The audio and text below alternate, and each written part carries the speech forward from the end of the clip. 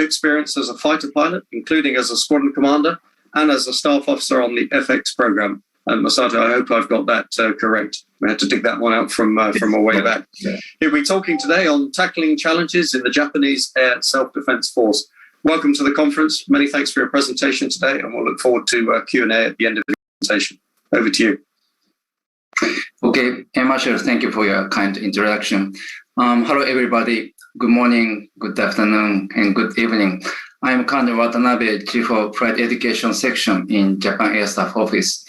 I am very delighted to participate in this world premiere event and to deliver my presentation to the military aviation community. Today, as a representative of Japan Air Defense Force, I'd like to explain how JASTF, Japan Air Defense Force, is trying to tackle some challenges in the current flight training system. My presentation will be around 20 minutes, so the rest of the time, if you have any questions, please ask me. Next slide, please. So this is today's agenda. Firstly, I'd like to cover the current security environment surrounding Japan and introduce the future structure of JASTF specified in National Defense Program guidelines based on the severe security environment. National Defense Program guideline usually reviewed every 5 years, and the last publication program guideline was published in 2018. And although JASTF needs to train capable and robust pilots to establish the future structure, we have been facing some challenges in the current flight training system. Therefore, after I describe the current JASTF flight training system and environments, I will explain how JASTF we plan to tackle these challenges. Next slide, please. So this is the security environment surrounding Japan. So the current trends in security environment surrounding Japan are twofold. First, military powers with high quality and quantity are concentrated in Japan's surroundings. The figure on the left-hand side compares military powers of land, sea, and air by the number of troops, ships, and aircraft. Most countries with significant military powers are located in the Indo-Pacific around Japan. And the second, further military buildup and the increase in military activities are observed. Especially Chinese and Russian aircraft have been frequently flying around Japan, and the right-hand figure shows that their flight patterns to which JASTF responded in 2020. Red lines are flight paths taken by Chinese aircraft, and the orange colors are the Russian aircraft. The number of scrambles conducted by JASTF is about 1,000 times per year, which is, I guess, much more than the number of NATO Air Force total. Second, next slide, please. And among the security environment, in particular, China has sustained high-level growth of its defense budget without transparency in order to fully transform the people-armed forces into world-class forces by the mid-21st century. The growth of defense budget is significant, shown on the left-hand figure. The defense budget China announced has increased about more than 10 times in these 20 years and 2.4 times in these 10 years. And also they have recently expanded and intensified their maritime and air activities to build up capabilities for operations in more distant waters, including so-called second island chain, which runs from southeastern Japan out to Guam and Indonesia. Next slide, please. So this is the future structure of JASTF.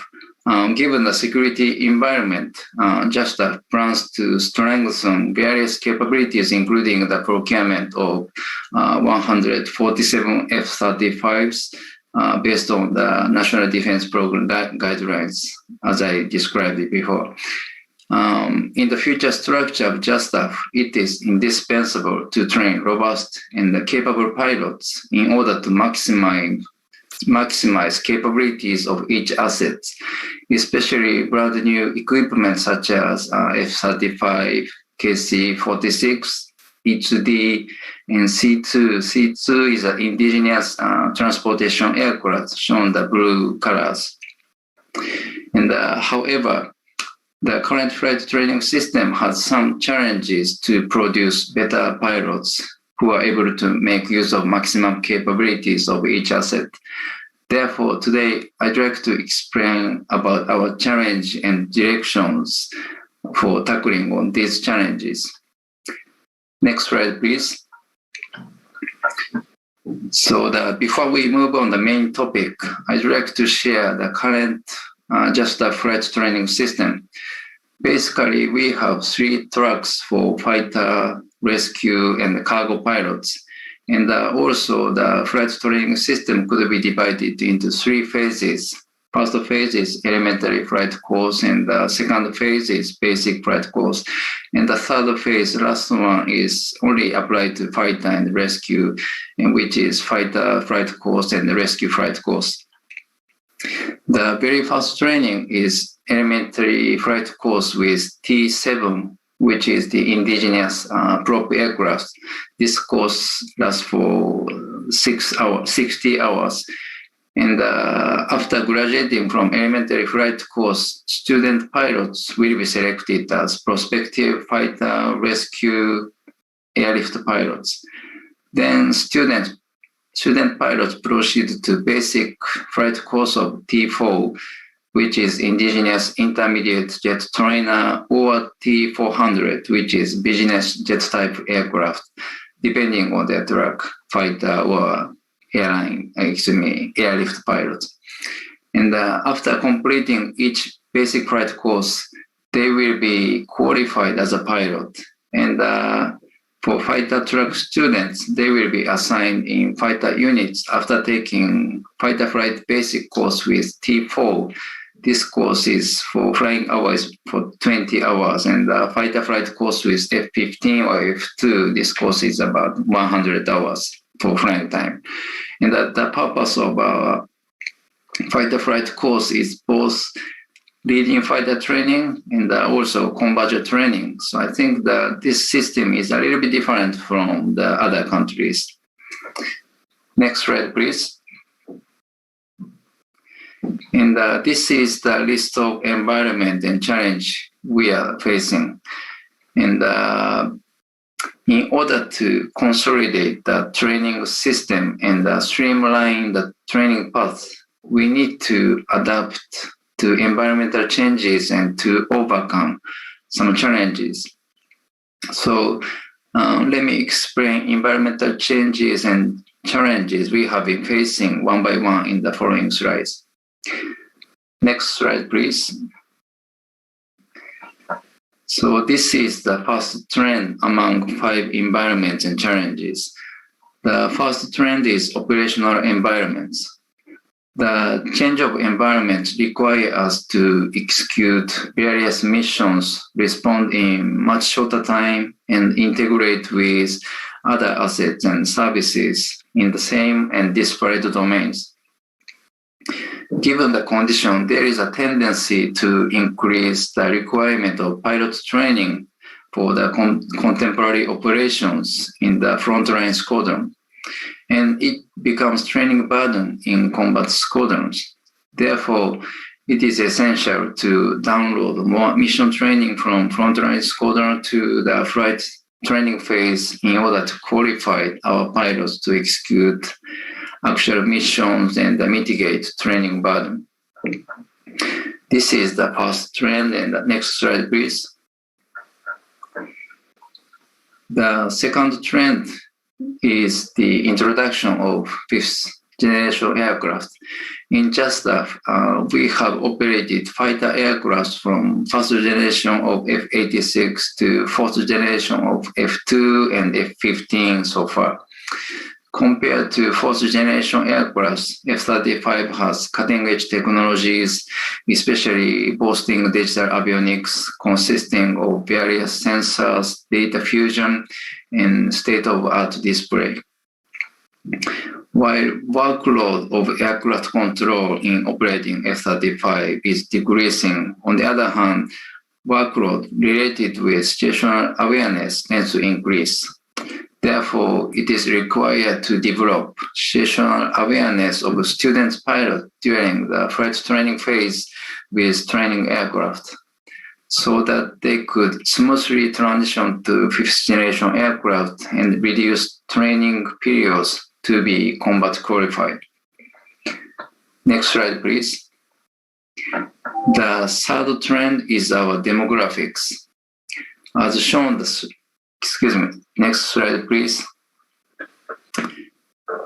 As shown the slide, recruitment population, which is colored in green and red, will be decreased due to the declining birth rate. While JASTAF requires more pilots with procurement of new assets like KC-46 and E-2D, recruitment population is decreasing, and there is a possibility of decline in recruit quality. Therefore, JASTAF needs to compensate for quality deterioration by improving training efficacy in the flight training system. Next slide, please. The fourth trend is severe budgetary condition. JASTAF has limited budgetary resource for flight training due to acquisition of new assets and escalation of equipment cost. However, the development of human resources is vital to strengthen our organization. However, pilots of fifth-generation aircraft are required to have more outstanding capabilities than ever before based on their tasks, roles, and operational tempo. Therefore, we need to pursue the development of cost-effective flight training system with limited budget. Next slide, please. And this is the last one. Last trend is technology development. In particular, the progress of simulation technology is remarkable, and immersive simulation in addition to high-performance simulation with high fidelity become available. And this cutting-edge technology could permit students to get quality training repetitions. As more realistic chair flying could improve training effectiveness and reduce training periods, JASTAF has been introducing these technologies and debating the right balance between the actual flying time and simulated flying time. In addition, it is necessary to further improve the training environment by adding functions of AI instructor and data management, including biometrics or other data. Next slide, please. So given the current environment surrounding JASTAF, we have been facing various challenges and we need to tackle these issues. Toward tackling on challenges, I would like to introduce 3 approaches. The first approach is the optimization of flight training system. In order to optimize our flight training system, it is imperative to promote downloading and offloading. For downloading, we need to reform from the perspective of both hardware and software. With regard to hardware, we are debating to replace our training aircrafts T7 and T4, and also we have been considering to introduce advanced trainers into fighter flight course instead of fighter aircraft F2 and F-15s for the enhancing cost effectiveness. And regarding software, we are planning to mitigate the increasing training requirements by reviewing the syllabus of fighter flight course with downloading of basic tactical training from fighter units to the flight training phase. Also, we are aiming to improve training effectiveness by utilizing high fidelity and immersive simulations. These new technologies could provide quality training repetitions and accelerate the student learning curve.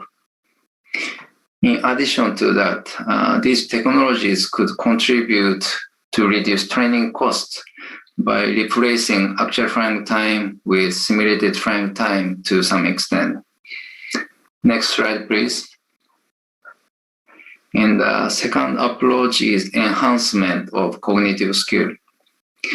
And we need to work on the enhancement of cognitive skill. Basically, cognitive skill could be defined as a combination of situational awareness, decision-making, and workload management. And the cognitive skill is the basis of our pilot actions.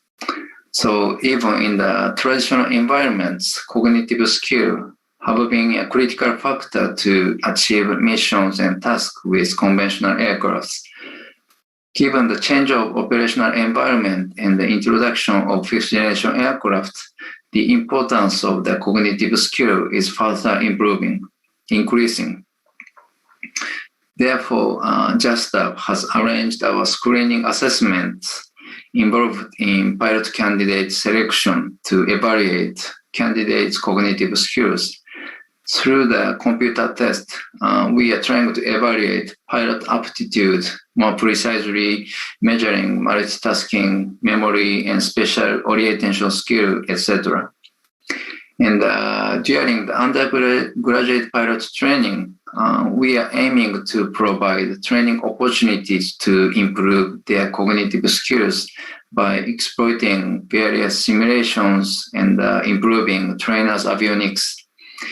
In particular, we believe that it is essential that undergraduate pilot obtains cognitive skill to transition to F-35 smoothly by downloading combat-relevant training into leading fighter training. Next slide, please. So we are toward the end. This is the last slide. In the last approach, the third one is the effective use of our limited human resources. Due to the reduction of recruitment population, there is possibility of declining in recruits quality. Therefore, it is required to find the right people for the right place, refining our track selection process after the elementary flight course, fighter, airlift, or helicopters. We expect that it could be possible to create evaluation criteria for track select by collecting student data such as flying performance, biometrics, or other related data as a big data. And in addition, we need to consider integration of three services, Ground Self-Defense Force and Maritime Self-Defense Force, and also an expansion of outsourcing for the establishment of more effective and efficient flight training system. Regarding jointness, integration with other services, we are debating how much the scope, we could work on helicopter training with other services because the current our flight training system. So after we fly T7 fixed air wing, and after that we fly T4 also fixed wing, then finally we move on to the helicopter pilot training, but it's not efficient going through the fixed wing to the helicopter pilot training. So that's why we are thinking that we could cooperate with other services to improve efficiency in the current training system. And in respect of outsourcing, we are debating how much the scope could be expanded from the current area of academics. And through these three approaches, such as optimization of flight training system, enhancement of cognitive skill, and the effective use of our limited human resources, JASTAF is trying and planning to move forward to reform our flight training system for more effective and efficiency.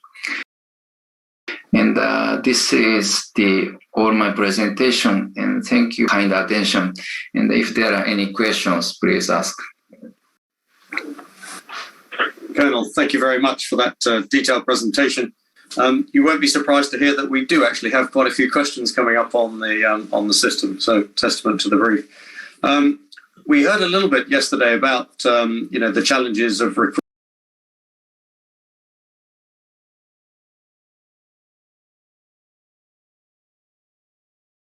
some of those necessary cognitive skills environment.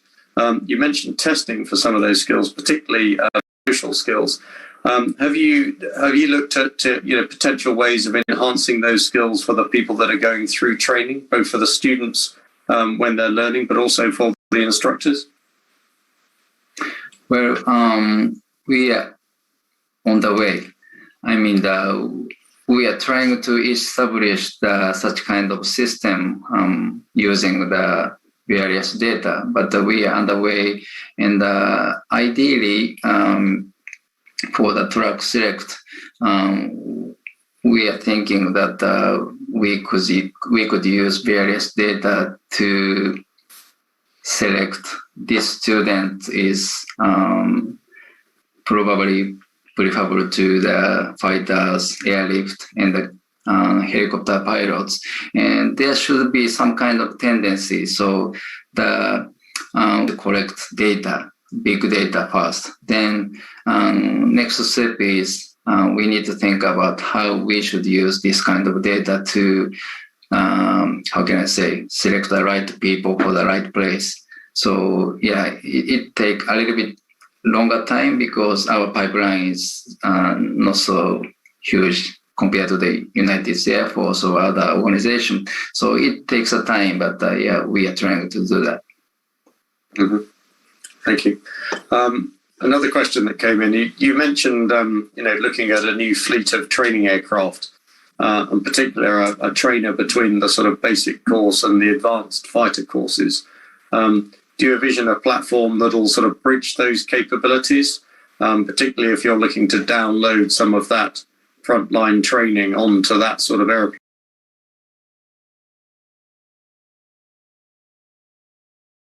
And what sort of attributes might you be looking for in that bridge trainer in commonality with some of those future generation platforms that JASF are procuring? Yes, so as I mentioned, we are reviewing, I think it's about to review the National Defense Program guidelines soon. And during the debate, which approach we should take will be decided. So we haven't decided yet, but currently for basic course, we are using T4, and the advanced course, we are using F2 or F15s. So for the more efficient way and the cost-effective way, probably the same aircraft should be used for both basic and advanced course. And but depending on the budgetary condition, our decision may be differed. So I cannot say the specific answer, but me personally, probably the same aircraft trainer should be used for both basic and advanced course. Mm-hmm. Yeah, a challenge for many air forces, I think, these days. We had another. You mentioned specifically, greater use of simulation, some of the technologies that are coming on. The debate, or there was a lot of debate previously about the balance between live flying and synthetic flying. How do you see that developing within your own Air Force? Do you see that as a challenge both to the culture of your Air Force currently and to potentially future selection recruitment?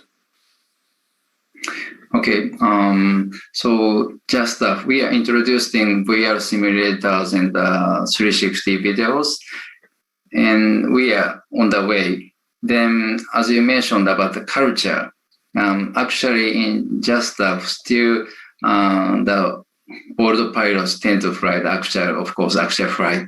Then the balance between actual flying and simulated flying, the current balance is, I think the simulated flying is relatively low, I think, compared to the other advanced countries.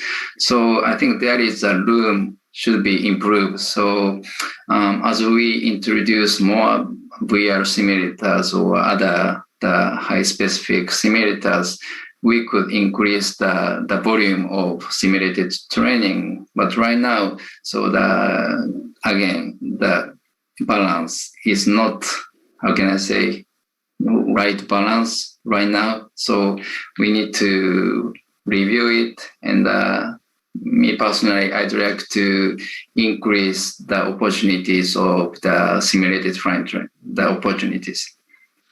Yeah. And on that note, another line of questioning, some of the air forces have actually set themselves a target in terms of, what that balance should be in terms of, percentage. I mean, some of them are looking at, quite radical moves to do 70, 80, even 90% in the virtual environment, particularly with, modern fifth aeroplanes that, in the virtual environment may be the only way in which you can actually practice some of the mission specific items. Because you wouldn't or couldn't do them in the real world. Has the Air Force sort of set itself a target like that, or is that still an item under debate? Yeah, so yes, we haven't decided yet. And especially our culture, we need to focus on more safety side. So it's really difficult for us to set the high percentage of the simulated flight training opportunities. So we need to move on gradually to increase the dependency of simulated flight training. And as we are testing, we could arrange the percentage of simulated training. So right now, I cannot say the precise percentage. Mm-hmm. Yeah, a challenge for everybody, I think. Yes, and the last line of questioning, that came in, you mentioned collaborative training, and I presume you meant both with industry, but were you looking at international sort of collaboration, both across the services in a joint sense with industry, but also international? Have you got any thoughts on, how that might develop in an effort to save costs? Yes. So the first action we should pursue is, I think, the integration with other services. So as I mentioned in the presentation, so the first area should be reviewed is the helicopter pilot training. So currently we don't have the basic flight course for helicopter pilot student. So cooperating with the Ground Self-Defense Force and Maritime Self-Defense Force, if we could establish the basic flight course for helicopter pilot training, our training system should be more efficient and effective. So the first action should be the integration with other services. And outsourcing, currently our scope of outsourcing is very limited. So right now, only academic instructors and aircraft maintenance, this kind of area is already outsourced. But compared to other air forces, I think the scope of the outsourcing is relatively low. So I think there is a room should be improved or expanded. And as you mentioned, with the cooperation with other countries, we haven't, how can I say, debated yet enough. So yeah, yesterday I heard that some people are talking about the cooperation with other countries. So I think it could be one option. So yeah, in order to reform our training system, we might need to think about that. Yeah.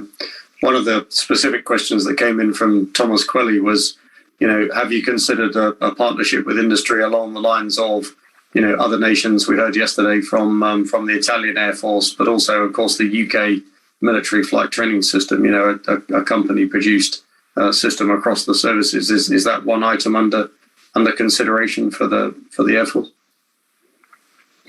Yes, I think so. In for the consideration, I think we have some issues in Japan. I mean, for example, so in UK style or Italian style, if we proceed, how can I say, in Japan, our airfield is the number of airfield is limited. And if we have the contingency and the airfield becomes the fighting space, fighting field, in that case, ideally military personnel is the maintaining the base. But if we expand the scope of outsourcing, so the infrastructure, military infrastructure could be a little bit unstable. So yeah, we need to take care of that. And also, how can I say, we need to think about the cost. Of course, the outsourcing will be helpful for our limited human resources, so that it should be the attractive option. But there should be some issues or not a disadvantage, but there are some points should be considered. So yeah, overall, we need to think about broadly, and we need to make a final decision. Yeah, excellent. In the interest of time, I think I'll draw it to a close there. But Colonel, thank you very much for your time and your presentation this morning. Great to hear all the details of the challenges facing the Japanese Air Self-Defense Forces. Thank you very much. Very informative briefing. Thank you very much. Great stuff. Thanks. Okay, excellent start to the day. So we'll move on to the second presentation of today, which will be from a Turkish aerospace industry presentation. Our speaker will be the chief test pilot for Turkish Aerospace, Yumno Barbaros Demirbaş. I hope I've got that name right. You can correct me, sir, if I've got it wildly wrong. I apologise also, I didn't have a bio for you, so if you would like to introduce yourself briefly and your background before you start your presentation, we'd be very grateful, and we look forward to your comments. Okay, thank you, sir. I'm greeting everyone with my regards. My name is Barbaros Demirbaş. I have a long name, Ahmet Yumno Barbaros Demirbaş, but generally I use Barbaros. I'm retired Air Force Colonel, and since 2 years I'm working in Turkish Aerospace. In Turkish Air Force, I was fighter pilot, mainly F4 and F-16. And since 2009, I got test flights and involved many Turkish Air Force projects for weapon integration and system integration. I got some short courses in NTPS 2009, and I got long professional course from ITPS in 2015. In 2016, I became a member of Society of Experimental Test Pilots, and I attended NATO flight test technical team meetings between 2016 and 19. I represented Turkish Air Force there, and I get some comments and involvement, some agordographs during this period. Now I'm working as a manager of flight test and training in fixed wing, Turkish Aerospace, Hürkuş basic trainer aircraft, Hürjet advanced trainer aircraft, and Turkish fighter project is under my responsibility. I'm employing and planning, executing their flight tests with my team. In my team, I have 9 test pilots and 15 flight test engineers. And in this brief, I'm going to cover some quick overview of Turkish Aerospace product portfolio, near future training pipeline of Turkish Air Force, and description of fixed wing Turkish aerospace products, and our concept, commonality and continuity. And I will explain some short information about new training concept, Training 360.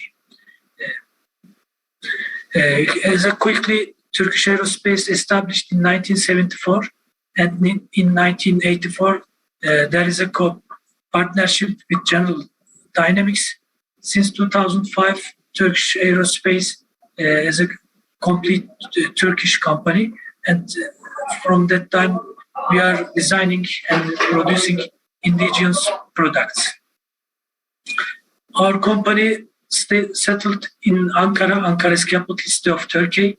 In our concept, aircraft will have a data link between them, and also ground station can join that data link and can inject some scenarios during flight. And also it will have a effective debriefing station, and on-ground simulators can join this network, and we can have more assets in the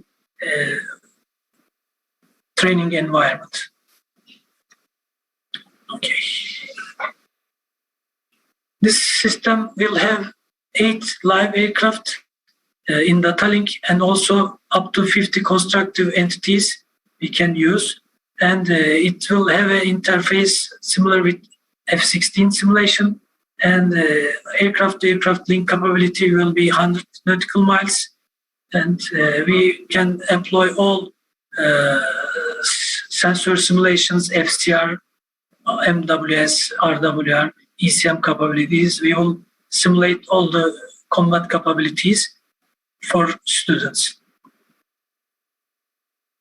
Okay.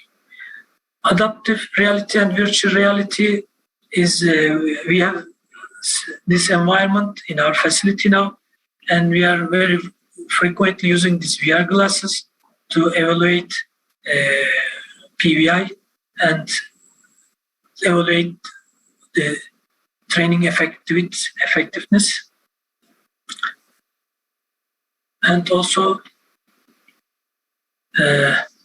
XR trainers, those are mixed reality. We can have some unique features with this VR glasses. Okay, we can employ these glasses and completely simulation environment, or currently our engineers are working replicate the real papers and some hard tools with the background simulation or engineering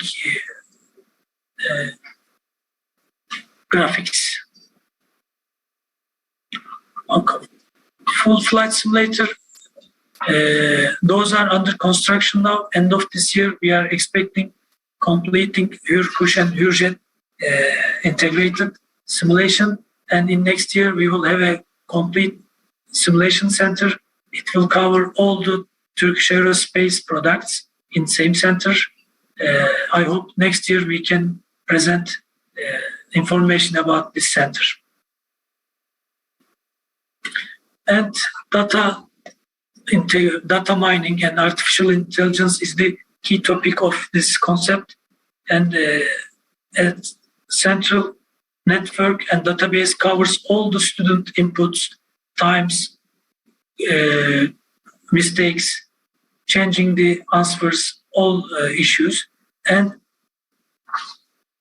it accepts all students as an individual, and accepts all individual has different capability and unique learning, good and strong points and weak points, and it will change the repeat number of the lectures or detail of the lectures, and also it will have some visualization tools to enhance the training effectiveness. And also instructors can involve this process, can feedbacks as a general from the training, and also based on each individual student. And we have some research going on in our facility about data collection architecture and brain oxygen level measurements, eye movements, and some physiological data. And we are expecting to measure workload and student attention level. And with these tools, we are considering changing our pilot vehicle interfaces and cockpit designs. Mission 1 training as a final version. We are planning training on computer-based environment, desktop simulator, and unit training devices will be good assets for effectiveness or generalization of this concept. And we will have simulators in squadrons and training centers.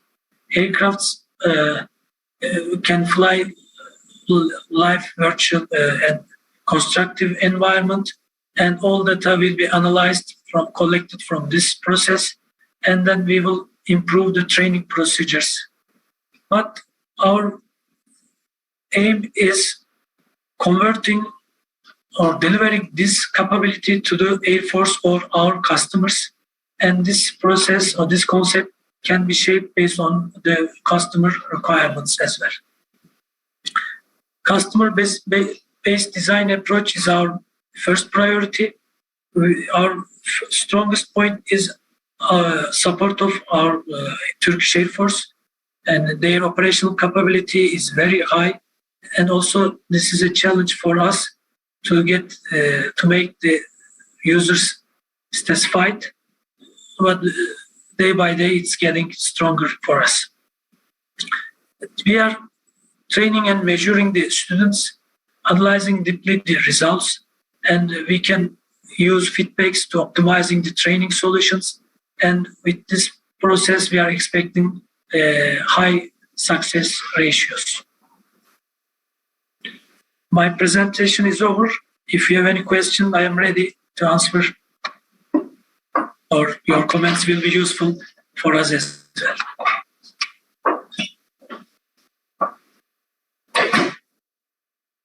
Pretty comprehensive suite of capabilities, covering everything from, analysis to development of aircraft, use of virtual reality and some of the simulation systems for, evaluation, even certification. Are you doing that entirely within the company, or are you using sort of collaboration with other industry partners, both internationally and within Turkey? In fact, we are working in our company simulation facilities. And in fact, the manager of this facility is beside me. I would like to introduce him to you. This is Mr. Hakan Aydemir. Hello. He can answer this question better than me, I think. Yes, sorry. Hello again, I'm Hakan Aydemir, System Test and Simulation Manager. Yes, of course, we have some subcontractors to complete this system. But we manage, as Turkish Aerospace, we are the main contractors. We are main responsible to the customer. And of course, we have lots of subcontractors. Mm-hmm. The 360-degree concept is, it's an amazingly comprehensive concept looking across the board. Clearly focused on, your own national air force, the Turkish Air Force. Who do you see as your sort of primary international customers in terms of, developing those aircraft for export markets? Nowadays, we are working marketing for Turkish aircraft and some allied countries. We have some presentations, and up to now, Philippines, Azerbaijan, and Northern Cyprus get information from us. But we are expecting next year increasing the marketing activities. Right. And what's the development? Sorry, go ahead. And also for Hürjet, we have some undisclosed interest as well, but marketing guys are responsible to share this information. I don't want to distract them. Of course, we wouldn't expect you to expose any, industrial classified information. And also, I just want to add a comment for the Training 360 solution. It's easily modifiable. For example, some virtual targets, they can easily replaceable. If we export this aircraft or with this concept to any country, and we can easily deliver this system to them, and any company in that country can modify some important parts of this Training 360 concept. Yeah. We had some interesting discussion yesterday on, some of these more innovative approaches to delivery of training using modern technology. This is certainly one of them. Did you see this as largely company, industry-led, or was it driven by a specific requirement from the Turkish Air Force? Both, yeah. We take the latest technology, but of course we discuss with our customers because our main purpose is for this system to fit the main training requirements of customers, of course. And we discuss we modify. Training Conf, for example, is one of the most important documents for us. For example, for the embedded training system with the LVC concept, which fidelity is important to support the training? That's the very important questions for us to size the system. We discuss these points with our customers. And Turkish Air Force. Yeah. Our first priority customer is Turkish Air Force. And our first aim is making them specified. And we are believing that if we satisfy the Turkish Air Force, we can make happy all the international customers because their requirement is very high for all industry, I think. Yeah, absolutely. So a question from the audience from Vincent Forney. He said, can you elaborate on the onboard simulation capabilities of the Urkus and what can you actually simulate in flight? For Hürkuş, right? Yeah.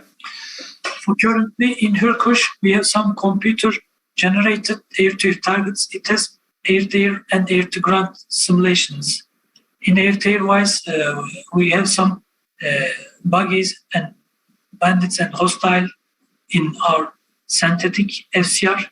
Synthetic FCR can be completely simulated by computer or it can be assisted with TCAS data from IFF, and student can see all computer-generated bugs and TCAS-oriented echoes in the synthetic FCR, and it can students can log on them and employ BVR and heater missiles, and also it has some up to level 3 Aegis LCOS capability, computing gun sight capability, and it's very satisfying to train the student as a PVI-wise, concept-wise, and mission weapon deployment sequence-wise. It's very effective for training. Mm-hmm. For air-to-ground delivery, we have CCIP, DIVTOS, and manual and straf modes, and it takes the coordinate as a target, and based on the designation and pickle point, it can make assumptions and give some score to feedback, and